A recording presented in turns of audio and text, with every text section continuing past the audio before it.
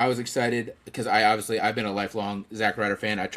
Tried to be. I posted a TikTok about this on the KB's Toys account with like I kind of went through my collection and was picking out some Zack Ryder, Matt Cardona things that I have, and so I was just talking about that. I tried to be Broski of the Week so many times back in the day, and it didn't work out, and all this stuff. Same story. I can never find a Zack Ryder action figure, and Grace bought me this like 2-pack with him and Dolph Ziggler for my birthday that year, and then like a week later, I found a Zack Ryder action figure at Walmart. So yeah, I've been a huge fan. So I've always followed him, even on the Indies, and obviously what he did on the Indies was generational. Was something that nobody else is. I mean, obviously yes, Drew did it, Cody did it, but everybody does it in their own way. You know, Drew kind of did it first and paved the way. Cody did it, but he took it in a whole different direction and went and obviously helped create AEW. And so Broski also did it, but took it his own direction and just like took over the Indies. And I was supportive of that and stuff like that. So I am super excited that he's back. Clearly, too, he's wanted to be back.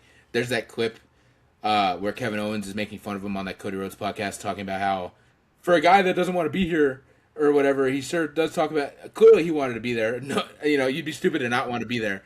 And he said it too. And I've watched a couple interviews he's done since last week, and he said it like. Obviously, if he never went back, it would have been okay, and he was doing great on the Indies. But clearly, his goal was to get back. And he said every couple years too, like every year, he would kind of reach out to WWE and be like, "Hey, is there any interest here?" and stuff like that. So it seems like it's been a long time coming and whatnot. So very happy that he's back. Hopefully, he's utilized correctly. That's my biggest concern. You know, because obviously there's an over 10-year history of him being in that company and them not utilizing him the right way. So I'm hoping that it's not going to be a case of he comes in and for a month or two he's on fire and on a roll, and then he is, you know, in catering kind of doing nothing. Like I feel like that kind of happened to Rusev a little bit. Rusev's been back. And when he does show up, he does have dominant performances and stuff, but there's been times where he loses, and I can't even tell you the last time he was on Raw. I don't know if you know. But so like I'm kind of hoping that doesn't happen to Matt Cardona. So that's the big concern. But other than that, in general, I am very happy that he's back. I don't know. I feel like Matt Cardona is a pretty big star, pretty relevant. Even when he was on the indie scenes and stuff like that, he was still popping up on my feed all the time and whatnot. So I can imagine they could use him pretty well. But of course, I'm very happy that he's back. I mean, I grew up watching this guy a lot, stuff like that. Watch him win the Intercontinental Championship at was that 32, 33? Which WrestleMania was that? 32. I was there for that. I was there 32? For that. Yeah. Yeah. I was there for that, and sorry to cut you off, but it made me remember. I was there for that, and we didn't have. It was like a party pass, so it was like a general admission ticket. We didn't have seats, and so we were watching it on like a TV in like the concession area. When I saw on the TV that he was coming up behind and he pushed Miz off, I got up and I walked to the area where the seats would be, so I could see with my own eyes him pull that championship down. I just remembered that small thing. I was like, I gotta see him in person. I gotta see him take that belt. That's great. But yeah, always good to see guys like him come back, because it's like, of course you connect a lot with like the world champions that you grow up watching with and stuff like that, but it's also like the same case with like the mid carders that you grow up watching, and just everybody got their favorite mid carder. Yeah, exactly. I mean, I'm not saying Zack Ryder or Matt Cardona is my favorite mid carder, but I mean, I know he's always going to put on a good show regardless. So I'm always very excited to see him. Right, for sure. Another piece of news here.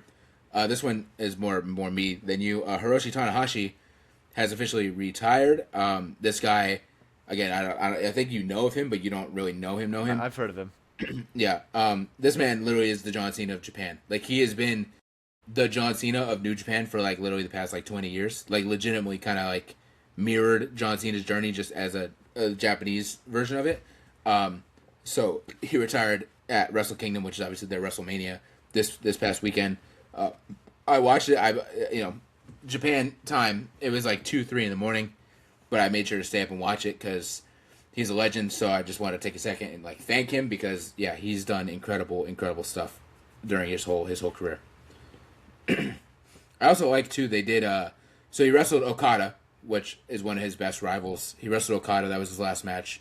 And after the match, Okada kind of, I don't think he shook his hand or whatever, but they definitely had a moment of like respect, and Okada left.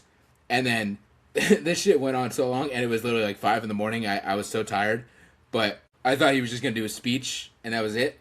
No, bro, it went on for like 30 minutes where they just kept bringing people out. So like Jay White, Kenny Omega, Kota Ibushi, like basically half of AEW's roster that had been to Japan and stuff came out to like say goodbye. And then he did his speech, which was awesome. And then he dead ass, because it's in the Tokyo Dome, which is this huge stadium.